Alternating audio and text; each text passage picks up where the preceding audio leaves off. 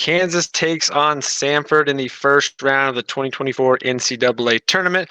We've got a matchup preview for you, but Kevin McCullar, as you know, is out. Who is going to step up? We dive into all of that and preview this matchup for you right now. It was good, y'all. It's your boy JD6 here with my man. Shout out to KC Sports Authority. Make sure y'all go check that podcast out, man. You heard the man.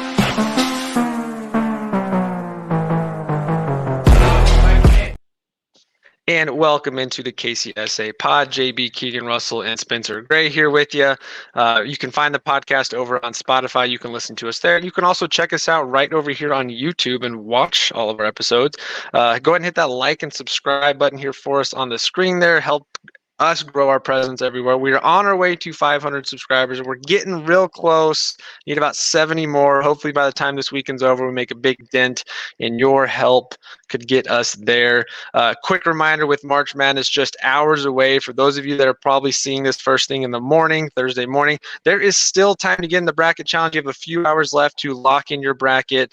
Again, winner takes all. First place gets a $100 gift card to Rally House so that you can buy the merch of the team you support. Again, you got a few hours left, so go ahead and get your bracket in there. All that information on where to jump into that is all over our social medias at KCSA Pod on Twitter, Facebook, Instagram, and TikTok, as well as in the video episode description below. Also want to shout out our sponsor, Churchill Cigar Lounge of Topeka, Kansas. They are going to be with us all throughout March Madness for the next couple weeks. Thankful to have them on board with us. Go check them out in Topeka. You can also give them a call at 785-273-0102. Churchill's one of the premier best cigar lounges in the state of Kansas. Go check them out. It's a great place to just hang out, smoke a few cigars, meet some interesting people. Good place to go watch the games. If you're a guy that wants to sit around and watch while you're smoking a nice premium cigar, go check them out. It's a great place to hang out. They've got a lot of top-end brands, as well as one of their own in-house blends that is a specialty for them that's made specifically for them. So go check them out. Also promoting their upcoming event here in May. It is called the Spring Smoker Event. It is a day-long parking lot party at Churchill's over in Topeka. $100 per ticket per person gets you in at 12 o'clock, access to 10 cigars for the day, 1 meal ticket to one of the food trucks of your choice, and 2 drink tickets as well. In addition, they will be doing prize giveaways, live music all day long. You'll also get a lot of great deals on some of their main cigars, multiple brands. A lot of vendors and reps are going to be out there, some of the top guys in the industry. So go check them out. Again, that's coming up May 18th, 2024. How do you get your tickets? There's 2 ways. You can go visit them on site in Topeka, Kansas. You can also give them a call at 785-273-0102 to get your tickets. Make sure you mention KCSA Pod when you do. You can also show them the flyer or just mention it too when you go in there. So again, shout out to Churchill's. Looking forward to having them on throughout the rest of March Madness. So, all right, fellas. It is almost tip-off time for a weekend long of college basketball, and we have already done, one episode previewing the brackets and breaking that down, and we talked a little bit about how Kansas's path looks. Now with Kevin McCullar out, that changes just about everything for us KU fans. That recording was before it was announced that Kevin was out, so we're going to touch a little bit on that, but obviously we want to preview the game with Samford itself, which we have to sit around all day to wait for, as it is the last game of the day. 8:55 Central Time is scheduled tip-off, which means it won't tip off till probably 9:15, which means we'll be up till about midnight for another 8-9 hours of sleep to get up and then do it all again for Friday's basketball. So let's get into the matchup with Samford. For those of you that are watching this morning, if you checked out our Twitter Spaces last night, we had a good time talking about the injury itself, what that meant for Kansas moving forward in the tournament. So we're not going to rehash that entire conversation, but we do want to talk some of the highlights early on. Obviously, started with the press conference on the way to the tournament where Bill Self announced that Kevin would be out the entire tournament, that they're shutting him down. We won't get into all of it, but basically it sounded like this was a decision by Kevin that he could not go, whatever the medical condition may be. It has been said that he was medically cleared by team doctors. Oops, apologize there. Medically cleared by team doctors. But doesn't sound like he can give it a go with the pain. Bill Self kind of made it sound like it was Kevin's decision, but it also felt like he drew a line in the sand and said, hey, if you can't go this weekend, you're not playing at all. You're either 100% in or 100% out. So let's just start there quickly. And thoughts on how this impacts not just this game, but your whole mindset coming into this round one matchup against Samford and the rest of March Madness. I think your mind as a Kansas fan immediately has to go to, okay, we probably really will lose this game to Samford. I mean, I think as much as we talk about all the problems that we've had this season, and of course we get matched up with an opponent that's going to probably just shoot the lights out, and they're probably going to just run us out of that gym. It's really discouraging. However, it's still Samford, right? It's still this smaller school. There's been all this hope that, look, we know Kansas, this team is not what we wanted it to be, but like more realistically, I think last week the realistic outtake was Kansas will get past the first game. They will get past Samford, but they will probably lose their next game. And that's probably how I would have filled out my bracket realistically. If I'm trying to win a bracket challenge, that's what I would do. Just candidly saying that. With Kevin McCullar out indefinitely, it changes that narrative just slightly to be more of, shoot, I should really take a second look at this Samford-Kansas matchup in my bracket because, yeah, I mean, whether McNeese State or Gonzaga comes out, I mean, Samford's good enough to maybe make the Sweet 16. And when we're talking bracket challenges, that could be a big momentum swinger for you against a casual who's like, oh, it's Kansas. I'm picking them to go all the way to Sweet 16 or even further. That's probably not going to happen. So that's just kind of the initial take that comes out. Yeah, I think for me, really, it doesn't change the narrative a whole lot for me because I thought regardless if Kevin played or not, this is probably second round or Sweet 16 loss. To me, any hope of Kansas playing deep in the March left the building as soon as Kevin was 100%, not 100% anymore. Because let's say Kevin McCullar did play, and let's say that knee is giving him a lot of pain, and he is hesitant to drive. He's hesitant to put weight on it. So that causes him to stay in the mid-range and take contested shots and stay outside the three. To me, that disrupts the whole flow of the offense if he's not efficient, if he's not into the point where he can attack the basket in transition or in half court or whatever. So as soon as that was not a possibility, that to me took away their ability to make a deep run in the March because they just don't have the depth and they don't have the one-on-one scoring ability outside of Hunter in the post. But spacing's so bad he can't even, catch it without being swarmed. So it didn't change the narrative a whole lot to me. I don't think, and I'll probably, I hope I don't regret this, but I don't think they're going to lose in the first round. I just don't. I think really? Bill Self's too good of a coach. He's too good at game planning. I still think this is a decent team, and I still think we played in the hardest conference in the country. And Samford being a small school, it's not that you discredit them for being not a well-known name or brand, but they don't play anybody good throughout the season. I'm sorry, they're not in a very good conference. So that to me, you have to take into consideration. Again, I wouldn't be surprised if we lost to Samford. Yeah. I don't personally think we will. I think it's going to be a second round loss, maybe Sweet 16 if we're lucky. I think we'd be very fortunate for that. But, whether or not Kevin played, if he was 50% or not on the court at all, I don't think it makes too much of a difference. Well, don't you think historically in these games when Kevin McCullar was out that we played just fine and people were firing off tweets saying like, are we a better team without Kevin McCullar? But guess what? All of those tweets were coming in a game where we were at home and we talk about how bad we are on the road. And it's not technically a road environment, but it's a neutral site. It's definitely not at home. That's for sure. So like, I'm curious how we would play without Kevin McCullar on a neutral site. Is that the same as Kevin McCullar being out and we're on the road? I mean, I tend to think it would be. I tend to lean toward the direction of, man, there's like no hope. This team looks lost without Kevin McCullar when they're on the road. I would imagine that holds same for a neutral site. Yeah, I will that's a say good it point. absolutely sucks not having your best player on the team, a potential All-American. I think had he finished out the season, he would have been second team All-American instead of honorable mention. So that's definitely a blow. I think what makes me the more frustrated is regardless of the situation of injury. This is like we've only had like 2 seasons in the last 12 years, I think, since that 2012 national championship run, that KU has gone into their first game of the tournament with a full roster of available players. Every year there's been some sort of injury or suspension.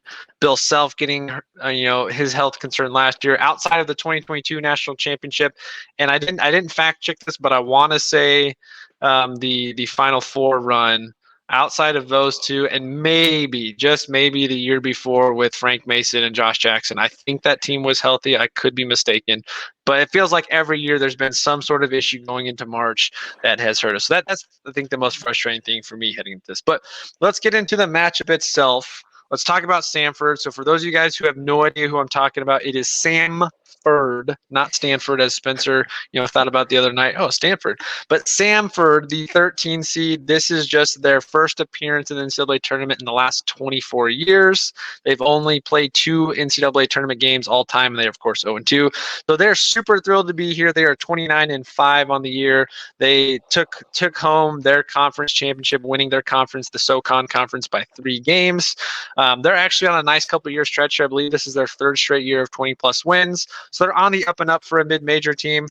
This is an insane team. If you take the name out of it in the conference that they play in, and we just go off statistics, listen to this: 86 points per game. First off, that's just crazy. That's like Kentucky level. 86 points per game as a mid-major team, shooting almost 50% from the floor as a team. They shoot almost 40% from the floor, from the three-point line as a team, and almost 73% at their free throw line. So this is a high-scoring, high-octane offense. If you haven't watched any of their games or checked them out, here's the main things you need to know. They shoot a lot of threes. They pressure all day. Misses all day. They're going to pressure you after the free throw line. Anything you think of where the ball is in your hand, they are pressuring you immediately. They play about 12 guys deep, which, of course, we would dream of having 12 deep on our team. So they're going to run you. They're going to rotate. Their best player doesn't even get 25 minutes a game, which is insane. And we're going to talk about him. But yeah, they shoot a lot of threes. They shoot them relatively efficiently. They're one of the better three-point shooting teams in the country. According to KenPom, they're only like the 82nd ranked team overall in KenPom, which is not great. But they are the type of team that if you were sitting here saying what kind of team could beat Kansas with or without Kevin McCullar, Samford is that type of team. 3-pointers, speed, transition, high pressure, deep bench. That is who Samford is. So let's break down a little bit of their roster here. Achor, or however you want to say his name, Akor. I've heard a lot of different pronunciations. He's their best player. They're 6'9" junior, big man. He kind of plays the 5, can play a little bit of the 4. He averages 15.8 points per game this season, 6 rebounds, while shooting 60% from the floor, so highly efficient, and 46.5% from 3. But he's only doing it in 22 minutes a game, which is just highly, highly efficient. If you stretch that out, I didn't do the exact math, but if you stretch that out over maybe 30 to 34 minutes a game, the guy's averaging over 20 points on efficient shooting. So that's insane. They've got 10 guys that play at least 10 minutes. They've got 13 guys on the team that have played at least 22 games this year and average at least 5 minutes per game. So they're very deep. They're not the biggest team. I think I don't remember where it ranked, but they're one of the shortest teams in the field. One of their point guards that they play is only like 5'8". So size advantage Kansas will have, especially with Hunter Dickinson. But this is, like I said, this is a team that is going to pressure you nonstop. They're going to be in your face. This is Press Virginia, essentially. So not something KU hasn't seen before, but a team that's just going to do everything possible to tire you out, wear you down, frustrate you. They force a lot of turnovers. They've got 4 guys that average double figures so they can spread the ball out. They average about 25 3-point attempts a game while making on average 9 to 10. We know KU hasn't made anywhere close to that all year. So big advantage there. KU could easily get outscored from 3 by 15 to 27 points like that, which is a major concern. Of course, we'll get into. They hold their opponents at about 43% field goal shooting. So even though they're a highly efficient defense and force a lot of turnovers, they still allow teams to score relatively effectively and shoot well. They hold teams to under 34% from the three-point line, and they give up about 8 makes a year, which is funny because KU can still barely get to 8 made three-pointers a game.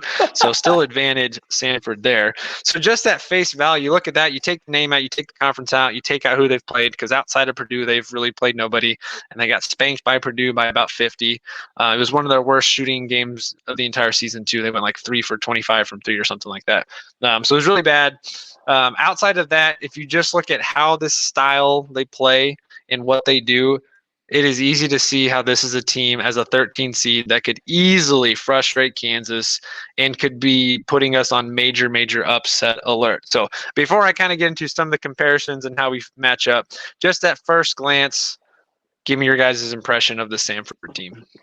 I'm terrified. I'm terrified of these guys. This is just, it's like these little people just won't go away. Like, I can't, man. You said it yourself. This is the prototypical team that's gonna, dethrone Kansas. That's gonna take Kansas off its high horse. I think we're about to get knocked down a peg, but I think the high scoring is probably something that scares me the most. I know it's a different competition level when you get to play a team like Kansas. Of course, we're going to be undermanned, but the shooters shoot, and if they've been shooting like this, 40% from 3 all season long, I mean, come on, it's going to be a long day. It's going to be a long day. Spencer, what scares you most about this matchup? Well, I need to see a picture of the roster because I'm going to be looking for the tall white stretch 4 on their team that'll bury 5 threes against us. That's usually that's usually what the dagger for us. But I mean, the whole point of their offense, I mean, they shoot a lot of threes. They press because they're trying to speed teams up, they're trying to force turnovers, get in transitions, easy threes.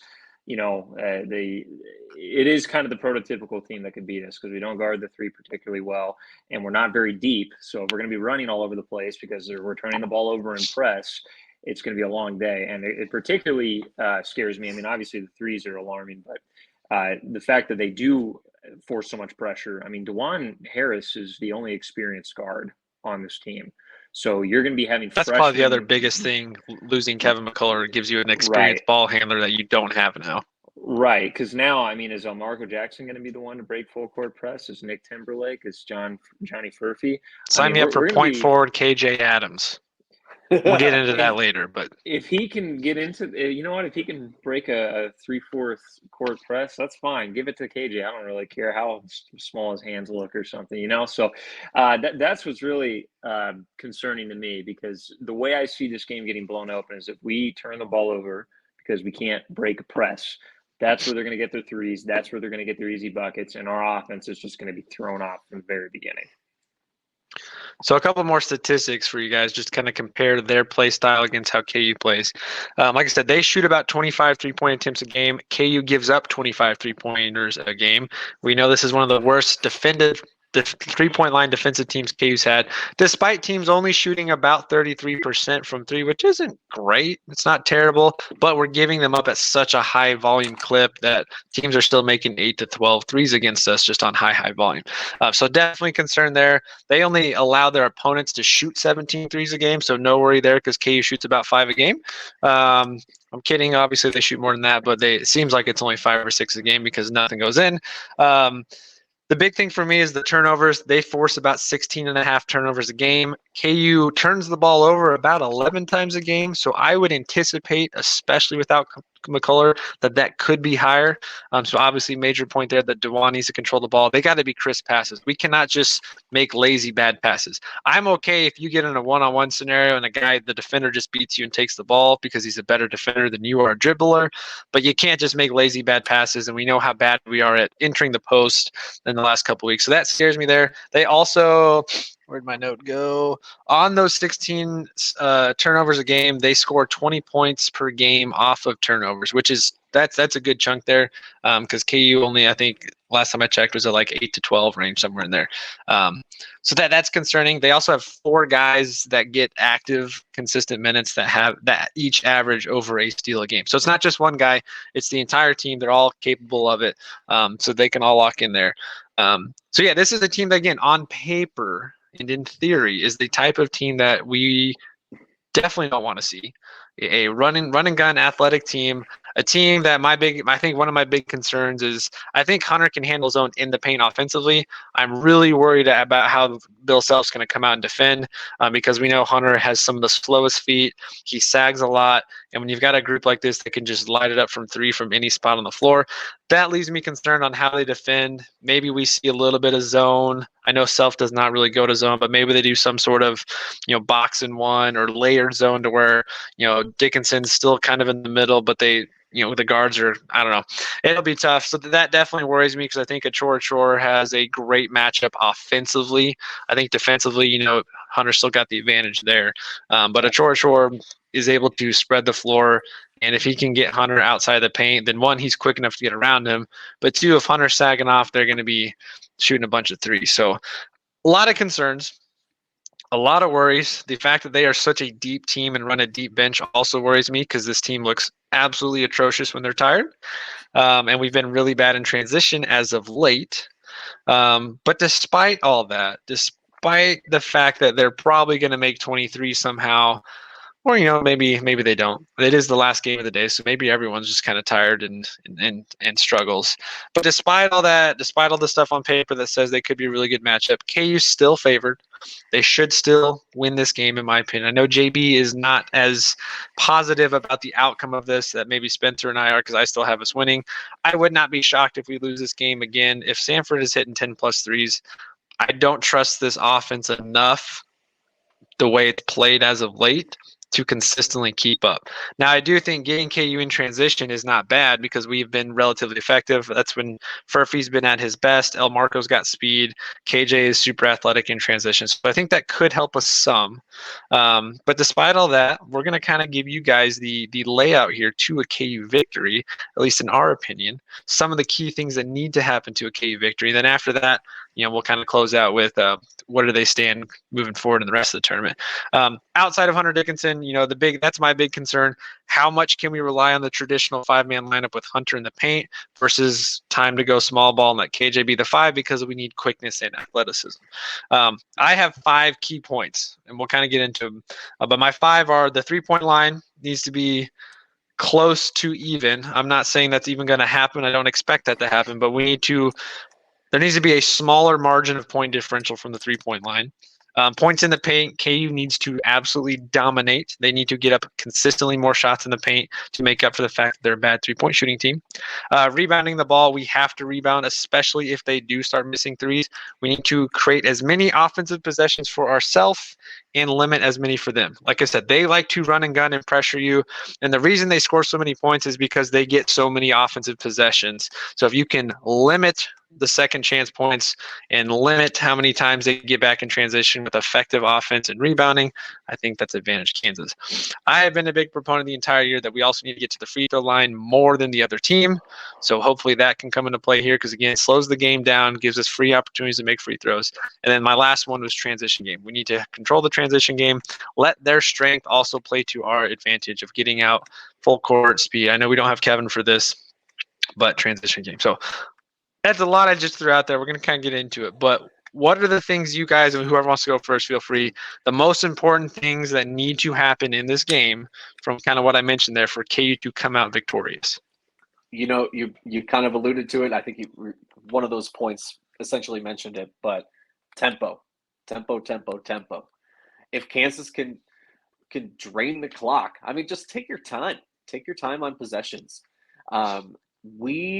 We need to take our time to find not only an open shot, but like you said, focus more in on the 2-point game, because call me crazy, but I don't want us shooting any threes unless it's DeJuan because he's really open, or maybe Timberlake, because I think Furphy, he's I caught would a little say. bit of fire.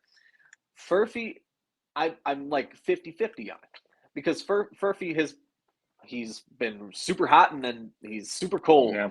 And he hasn't been super hot again. It's not like he's fluctuating. He was super hot, now he's super cold. And so I kind of like don't even want him to shoot a three. I would rather see him drive, because he's got so much athleticism. So if we could run some sets like that, I would feel a little bit more comfortable. If we can control the tempo, we absolutely should be able to tower over them and win this game. Will that happen? I don't know. I feel like this game is going to have to be coached in a completely different way than what we're used to seeing all season. So that's where my confidence level goes a little down. Yeah. No, I definitely agree with the tempo, and I think the tempo is kind of in two parts. I think we need to be in transition on offense, and we need to keep them out of transition on defense. That's for sure something, and that's going to boil down to DeJuan a lot, controlling the tempo of our offense coming down up and down the floor. I would say on the defensive side, two things. I think we need to be forcing turnovers, because again, it gets us into transition. And I think, guarding the three in general, yes, but I think it's going to be really interesting to see how we guard the pick and roll. I want to see guys, if I see a guy go under a screen, if I'm Bill Self, I yank you out, you don't play the rest of the tournament. You have to sit on the bench next to Kevin. You go under one screen, it's done. And you tell him, Spencer. Yeah, if you're not going to fight over screens, fine. Switch everything and have the guy switching on. Have him get up, step up. And I'm especially looking at Hunter, because he has the tendency to be a little late when he switches off. I hate how much he slides out there for. It drives me crazy. And that's not just a him thing. That's been a Bill Self thing the last 10 years, that the big man hedges so far freaking out and the defense has to rotate over. But Hunter is not quick enough to do that. Not, and it's like, I don't really understand. I don't know if Self is telling him not to get too far out of the paint, but he's not that much of a rim protector anyway. So why are you even keeping him under there at the same time? So, and all those being said, and then I think for us on offensively, avoiding turnovers for sure, not making lazy passes, finding a good way to beat the press. And then, I don't know. I just think it's going to be about getting into rhythm early. If we start off in a rut and we find ourselves down 10 points with 8 minutes left in the first half, I think it's done, because I don't think we're erasing that deficit. We can't go on very long scoring runs, so we got to keep the game close or try to maintain 6, 7, 8 point lead throughout the game, and again, control that tempo, and then I think we can do it. So I'm with you, Keegan. I don't think we're going to lose, but I would not be shocked. I'm not going to have a heart attack if we lose. Yeah, it's easy to see what could go wrong. Like, I mean, look at all the KU losses this year. What's really happened? Team shoots really well from three. We shoot absolutely dog crap from three. Team gets out rebounded. We lose. Hunter is ineffective, still putting up 20 and 12, but not efficiently. We lose. DeJuan Harris is turning the ball over, not looking to score. We lose. Johnny Furphy goes ice cold. Nick Timberlake goes ice cold. We lose. So there's plenty of ways this team can lose. I still think this has to be a classic case of you're the big dog. Show the smaller team, who's probably going to honestly come in with more energy than you. Let's be honest. This team has not played with energy all year outside of KJ consistently. So this is a team that's going to be fired up, ready to go. So you got to be physical and play physical back. So I really do think that, KJ's been our X factor all year. And even though the fit might not be the best alongside Hunter, I think we really got to play through KJ and Hunter from a physicality standpoint. There's no reason that between the two, in my opinion, because I don't think the three ball is going to be there that much, that those two don't put up like close to 30 shots combined. I know that's a lot, but maybe 18 from Hunter and 12 from KJ, and they combine somewhere for 40 to 45 points, ideally. But that's kind of what I keep looking at. KJ's the guy that can be physical enough, can be athletic enough as the ball's swinging around. If the ball's swinging around quickly and KJ's getting the spot in the middle, I think that can help. And if we can also figure out how to just space right and get Hunter the right looks, I think we've got a big chance. But I am very curious to see how much small ball we do see in this matchup. Like if Hunter's struggling, especially defensively, and we just can't keep up pace-wise, does Bill just pull the cord, sit Hunter for a bit, let KJ run the 5, put 4 guards around him and just run and gun and kind of match their play style? Like if we can't get them to play our style and Bill Self has to adapt to their style at some point, will that happen? So I could see this going a ton of ways. I'm kind of at the point now where there's really 2 outcomes I see for this team in March Madness. They lose tomorrow, or this team sneaks into an Elite Eight. For some reason, I Still? cannot figure out the in between, because if we get past this and McNeese loses and we actually play Gonzaga, I actually do like that matchup quite a bit. I know we would not be favored, but their play style plays better into what we can do defensively. I also think Purdue's going to lose to TCU, and I would rather play TCU than Purdue. Anyway, that's besides the point. I just, for some reason, it's either we lose tomorrow night or this is a weird deep run for some reason. I don't know. I can't get that out of my mind. But yeah, Sure. I keep saying this has to go through KJ because I just don't feel confident enough, because we've seen 3 weeks, 4 weeks, 5 weeks in a row now where we just cannot shoot effectively. And if we're going up against a team that pressures as much as this team does, how on earth are we going to get Johnny Furphy and Timberlake open threes, let alone them knock them down? But I still have some confidence. Now let's talk about guys that need to have a big performance, because I do think Jamari McDowell is a guy that could get some additional playing time, because we know how bad Nick Timberlake is defensively, especially switching. He's just not good at switching. Jamari is probably the best defender of him, Timberlake, Furphy, and Marco. So you would think he should get more playing time. I know he's not the best offensive weapon, but he's one I kind of look at maybe in that small ball role as a guy that gets some more look. If KJ's at the 5, they bring Jamari in to help kind of just set the tone defensively, because Jamari is really the only other guy, in my opinion, that also brings that same energy, regardless of what the game is. We could be down 20, we could be up 30. Jamari's the only other one that seems to play with that same energy that KJ has. So I would like to see him get some run. And I also want to see what Marco can do. This might be a game where we're forced to play Marco a little bit more because we need his speed and a ball handler. So it'd be kind of nice to see, with the spotlight on him, can he handle the pressure to set up what it looks like for him down the road. But those are two guys I'm looking at to maybe have a bigger impact, or need to have a bigger impact. Obviously, we can sit here and say Dwan needs to play really well. Furphy needs to get 2 or 3, 4 threes up a game. Timberlake just needs to hit down an open jumper. But those are two guys that I'm kind of looking at. Well, maybe if those guys are in rhythm and playing effectively, it takes us to a whole nother level. Yeah, and I would add Hunter Dickinson to the list, only in the sense of he's got to play like that injury never happened. That dislocated shoulder looked nasty, but we've heard a lot of good things. Bill Self has said that he looks great in practice. He's practicing and with full contact now, so that's huge for us. It's huge. So Hunter Dickinson, man, if he can be himself, yeah, we absolutely have a chance. Speaking of Hunter Dickinson, I did want to touch on the injury thing here in regards to Kevin McCullar too. By no means am I drawing a connection between the two, just stating an opinion based on observation. In Wednesday's press conference and Tuesday's press conference too, Bill Self was asked multiple times about Hunter's condition. Basically said, hey, Hunter's good to go. He's got no limitations. He's fine. He's going to play well. Hunter's even said, hey, it feels good to be back. I'm ready. What I have found very interesting as I was going through and listening to some of the tape is Hunter basically said, hey, I'm good. My shoulder feels great. It feels good enough to go out there and play with the team. Whereas in Kevin's case, didn't really get that sentiment from him. Not saying that Kevin's not a team player by any means. We already kind of talked about that. But it was kind of nice to see Hunter say, hey, we're all dinged up this time of year. Every one of us is dealing with something, but we got to go out there and perform. So, hey, I had the injury. I feel good. I'm going to be out there to support my team and be out there for the boys, because that's what a teammate does. So I just found that to be a little interesting take, just with considering the whole timing of Kevin's injury and of course Kevin's Instagram posts and all that. Just, I'm not saying Hunter was taking a shot at him, because it didn't sound like it that way if you watch the full interview.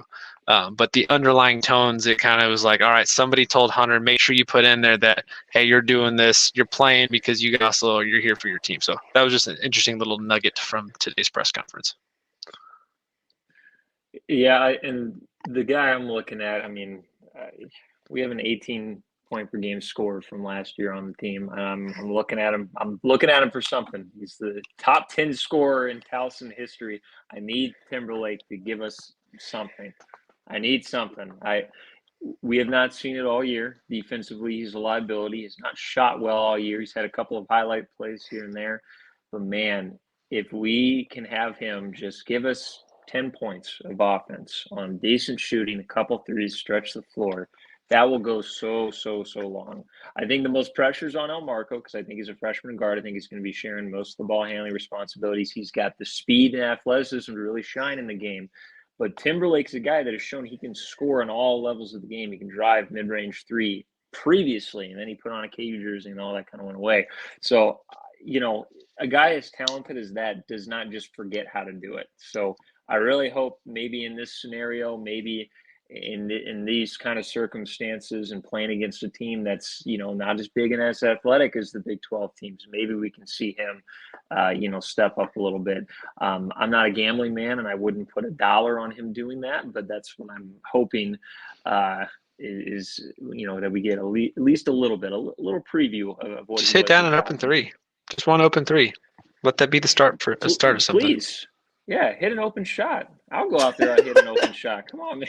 Oh my God, please. Spencer. God, man, anything.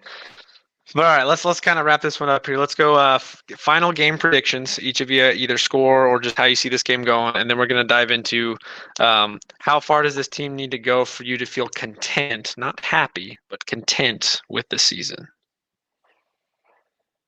I'm really worried. I think we're going to lose. I don't know. I can see a final score of like 82 to 74, like to where like maybe we can put up some decent points, but they just keep shooting us out. Well, I'm going to change up the final score prediction because if we give up 80 points, we're done. There's no way, shape, or form. So if I'm picking us to win, I'm going to have to switch that up a little bit. I'm thinking this is going to be a 76 to 68 sort of game. I think we can keep them in the 60s, put up 70 points ourselves. I think that's going to put us in a pretty good position. But yeah, if they catch fire, if we give up 80 points, we're not scoring 80 points. I'll tell you that right now. So yeah, I'll be in the 70s to 60s range. So you think KU's got a double-digit victory there, Spencer? Is that what I heard? No, 76 to 68, so 8 points. Okay, Close. Okay. I'm sorry. I thought I heard double-digit. I'm not crazy. Yeah. Yeah, I don't have a score prediction because I just don't know how to say what KU's going to do. I was trying to go back and look, how many points was KU scoring without Kevin McCullar, but with Hunter, and there's just not. I didn't have the time to dive into it, so I'm not going to do it now. I'm a little concerned about how they get to 70, unless Hunter's getting like 30. But I think if you get a combined close to 45 to 50 from Hunter and KJ somehow, and you get 8 to 10 from El Marco, 8 to 10, all that, I could see this team getting the 60s. I think in order for KU to win, obviously they got to hit a bunch of threes and prevent Samford from hitting a bunch of threes. But I still feel like KU gets this victory. I think it's going to be a little bit closer than we'd like for comfort. But I'll take the better coach, the better program, the team that's been there and done that before, even though this is a lot of new guys. I'm going to take it like 70 to 66. 6-point win. Samford comes back late. KU controls. Samford gets hot in the first half. KU comes back, locks down defensively. Samford starts missing a bunch of threes, forcing too many. We just keep pounding the paint. Second half, we go on our little 8-0 run, traditional KU fashion, and maintain a 10 to 12-point lead. Samford makes it close late, but we grind it out. So that's where I take. I'm taking it. But yeah, let's wrap up with this. How deep does this team need to go for you guys to feel satisfied or content given the circumstances on this season? I think we're all doing backflips if we make the Sweet 16. That's about where we're at this point. Couldn't agree more. Play to where our seed would tell us we would land. Given the circumstances, man, I'd just be happy to win a game. I don't know. I'm just ready for football season. So sorry. I hate to be the negative guy, but I'm ready for football again after this season. If you asked me the last game of non-con, I would have said national title, and now, yes, I will say Sweet 16. It would be a miracle. So, yeah, I'm there to get through it is always frustrating when you can't make it through the first weekend of the tournament. Get to the second weekend. I don't think anybody really has that much high hopes and expectations. Now, I do think there is a case to be made that KU could go deep even without McCullar if a bunch of things go right. It's bound to happen that we can't just keep missing. We can't keep going 3 of 17 from 3. We got to have a game where we go 8 of 15, 9 of something. and hopefully, that's Thursday night against Samford. But yeah, I just want to get through the second round, and leave it at that. It's a bummer that our lasting memories of KJ in his final, or KJ of Kevin in his final couple games is the injury. But let's go out and just get the dub, get past the 13 seed, then take on a potential McNeese who is very, very much like Samford, is probably going to be the darling of the NCAA tournament, with what Will Wade's doing there, or a Gonzaga team. I think it would also be fun to beat Gonzaga in the tournament. But yeah, we'll wrap up there. Again, just a quick reminder, if you haven't done this yet and you're watching this in the morning, you still got time to get into our bracket challenge. Just a couple hours until tip-off tips off, sorry. So go join the bracket challenge. It's in all of our social media. You can also see it in the description of this episode. $100 winner to $100 gift card to the winner to Rally House. So go check that out. We're also doing weekly prize giveaways over on Twitter, Facebook, and Instagram, so check that out. And again, shout out to our sponsor, Churchill's. Go check them out over in Topeka, Kansas. One of the high-end, best premium cigar lounges in the area, with some of the best quality cigars and some of the finest craftsmanship when it comes to pipes that you can also find. So go check them out over in Topeka. You can give them a call at 785-273-0102. They've got their big smokers event coming up that I will be posting about. So give them a call, reserve your ticket today, go visit them, buy your ticket. $100 ticket to that spring smokers event coming up. Just mention the podcast when you do. And until next time, guys, hopefully the next time we're on this pod, we are recapping a KU victory and preparing for that Saturday matchup. We'll see. But thank you guys for joining us, and we'll catch you in the next episode.